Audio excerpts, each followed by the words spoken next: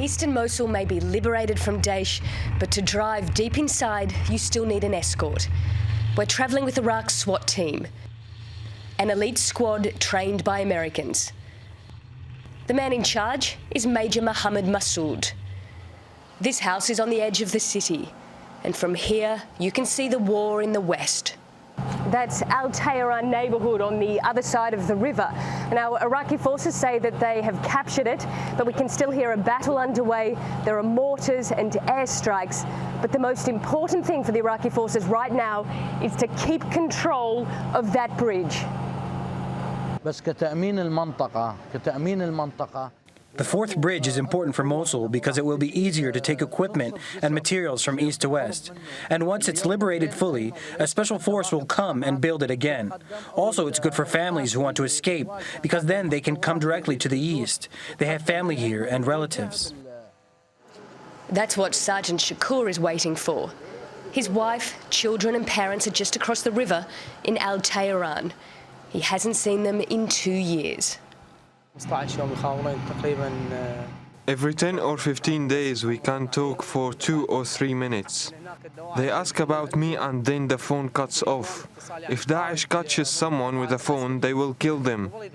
I'm sure the army and special forces will liberate my family soon. On the street, Iraqi federal police are doing their part in the battle, sending a spy drone across the river to spot Daesh positions and call in airstrikes.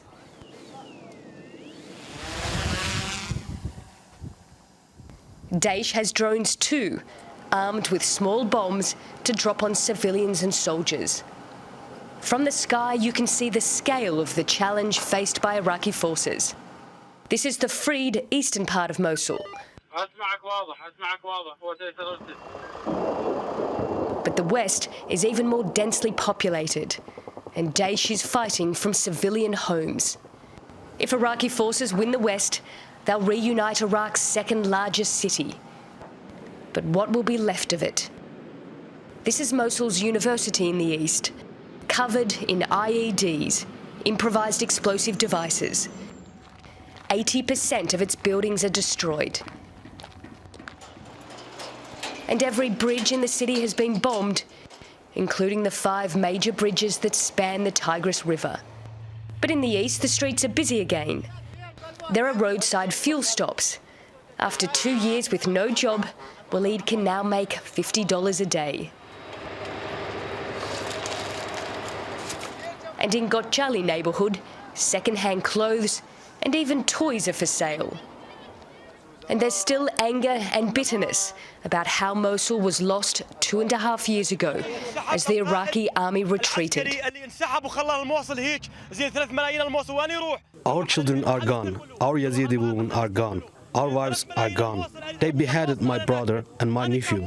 Daesh must be recognized as a crime against humanity. No freedom for those who helped Daesh, and those commanders who ran away and left Mosul must be punished. As dusk falls on Mosul and the markets empty out, there's a sense of calm in the city, but it's far from at peace. Nicole Johnston, TRT World, Eastern Mosul.